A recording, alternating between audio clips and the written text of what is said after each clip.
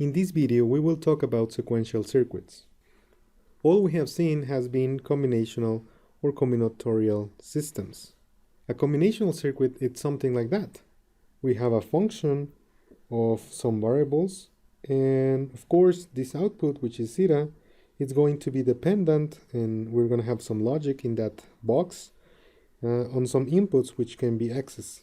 So for example, to give you a very simple example, we can have a NOT here, and then we have the output. In this NOT, it's what the combinational circuit is like. Of course, it's a very simple combinational circuit. We have more complex combinational circuits. However, this is the basic. We have an input, or we have a series of inputs, and then we have outputs, which depend on the value of those inputs. Now, what happens with sequential circuits? Well, a sequential circuit, on the other hand, is represented as this. Notice that we also have some combinatorial logic. That means that we are not going to stop seeing circuits like ANDs, ORs, XORs, NOTs. All those types of circuits are still going to be part of our circuit. Now, we are also going to have zetas. We are also going to have outputs. We are also going to have inputs. Now, the interesting part here is that we have some feedback from the output of the combinatorial logic to some element that is called the memory. And that memory goes into the system again as an input. So this is what defines a sequential circuit. We have a memory, and that memory becomes an input of the circuit. Now notice how zeta, now it's not only dependent on x's, but also dependent on y's.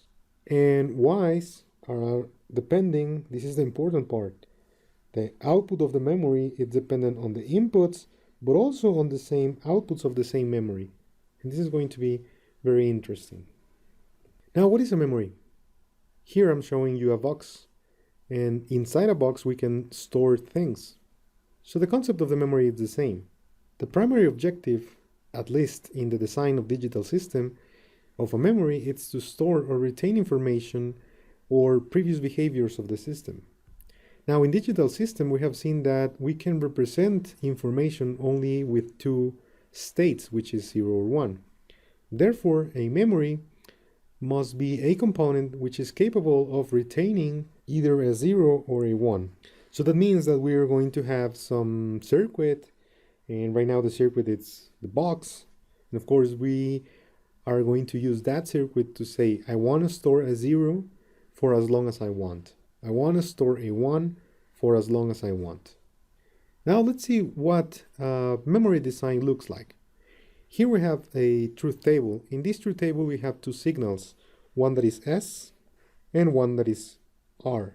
Now S stands for set and R stands for reset. So that means that we have two signals, one that is going to, and the set can be thought as turn on, and the reset is going to be turn off.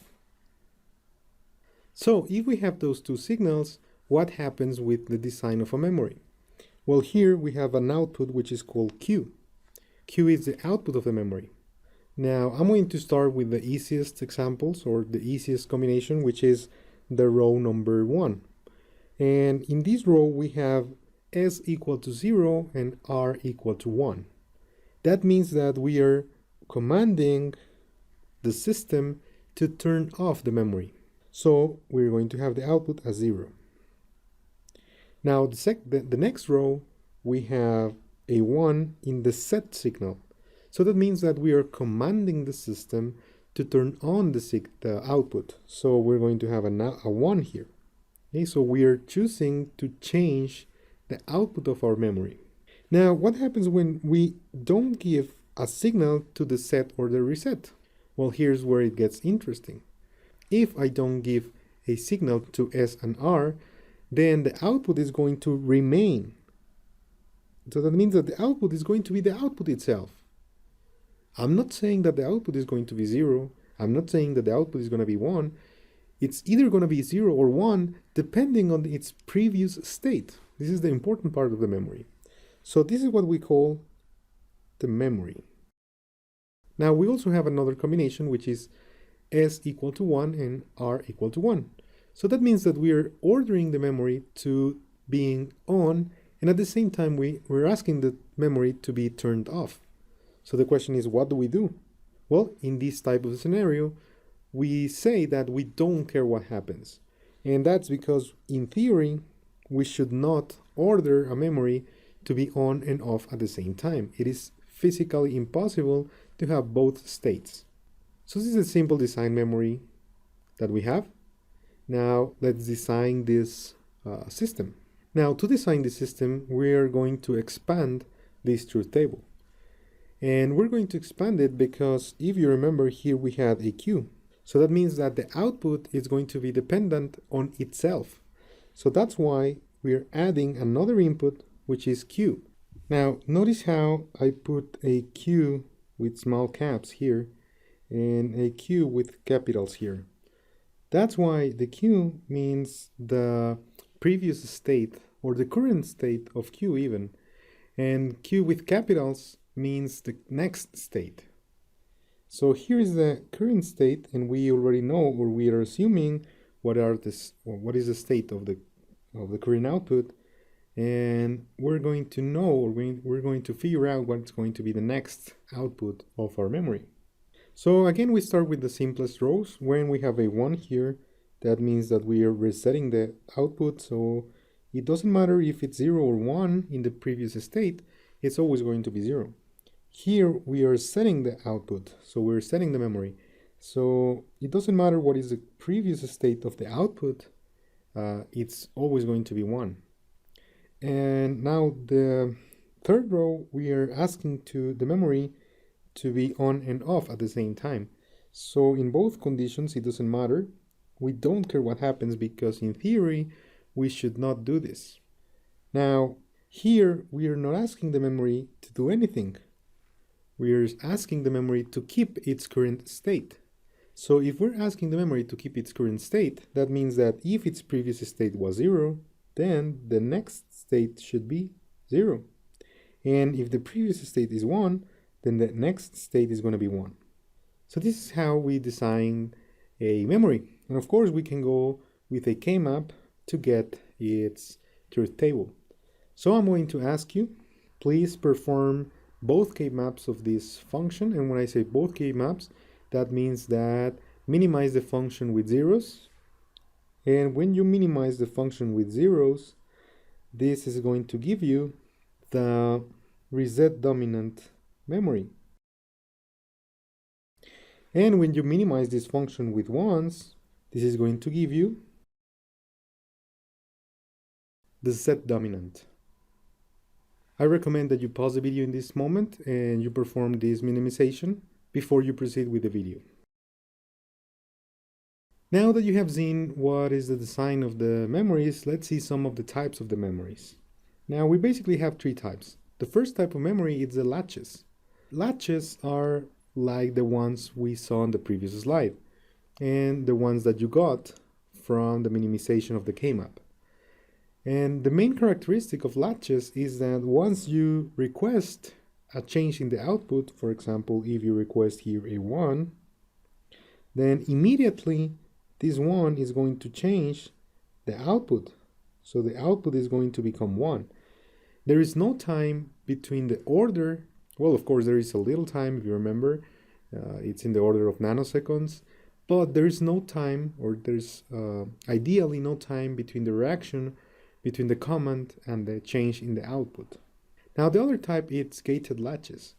The difference is very simple. Now instead of just having set and reset, we also have a third signal which is called the enable.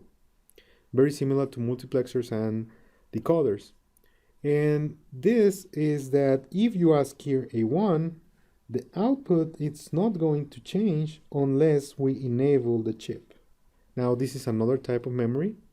And the third type of memory is the flip-flops. They function very differently than the latches and the gated latches. Although actually, inside a flip-flop, we have 2 gated latches. That's the way we construct a flip-flop. Latches are not suitable for use in synchronous, and here the keyword is synchronous, sequential logic circuits. The latch with delay could be considered synchronized. However, and when we say synchronized, that means that we can define when the output is going to change. How can we define that? It's by using the enable. However, once we enable the latch, it behaves as a simple combinatorial logic, just as a simple latch. Therefore, we need a special timing signal called clock, which is going to determine in which moment the flip-flop is going to change. So here we have a flip-flop in a master-slave configuration. This here is one gated latch, and this here is another gated latch. So we have two signals in the flip-flop. We have J and we have K, and we have a third signal that is called the clock, and this is the signal that is in the middle. So how does this work? Well, let's analyze this circuit by using a timing diagram. A timing diagram is very simple.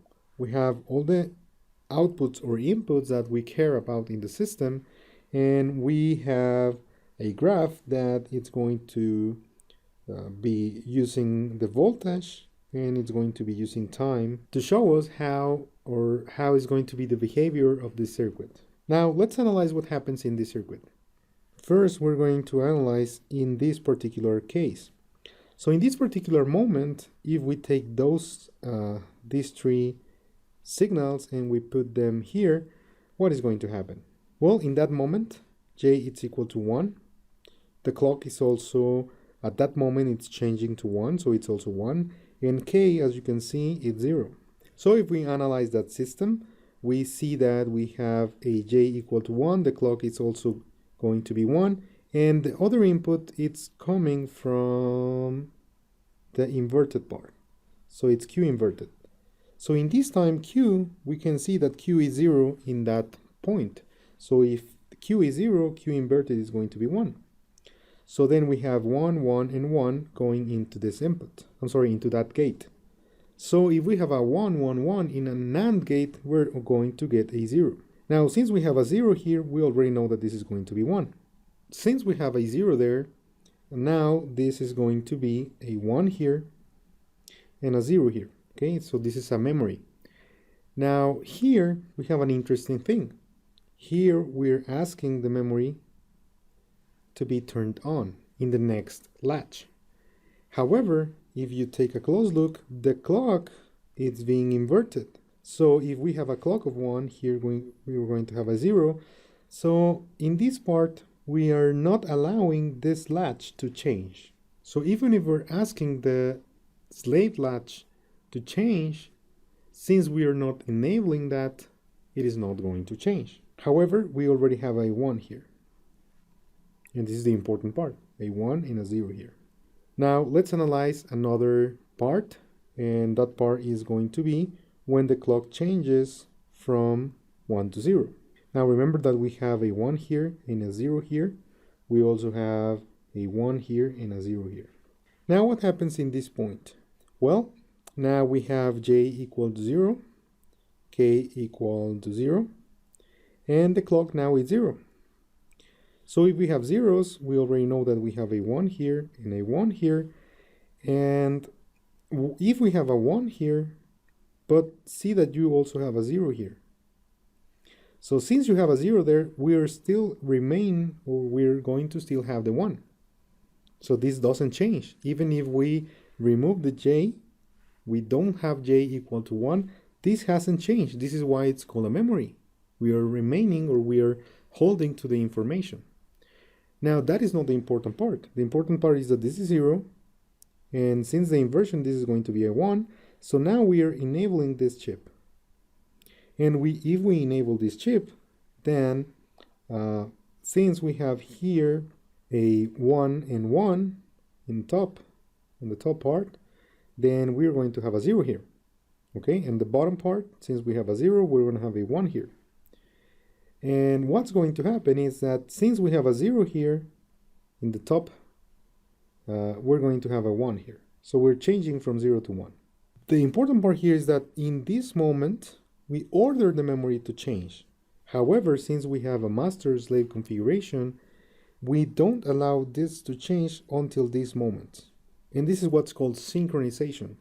This is the signal that's telling me how I can change or when can I change in the flip-flop. So now we know that here we change from 0 to 1 because we are asking the J to be 1. Now here another important part that you might want to consider is that J is very similar to S and K is very similar to R. So this is like setting and resetting the memory. So now we analyze another point in memory. I'm not going to do the whole procedure. You can do it yourself. I strongly suggest that you do it yourself. Now here in this part of the memory, we're going to read the K equal to 0. I'm sorry, equal to 1. And that is going to order the flip-flop to change or to reset. Now, the important part again is that if we're asking the flip-flop to change or to be 0, we're not going to do it until we allow it, which is the synchronization. So until here, we're going to have the output changing to 0. Now, what are those points in which we allow the flip-flop to change?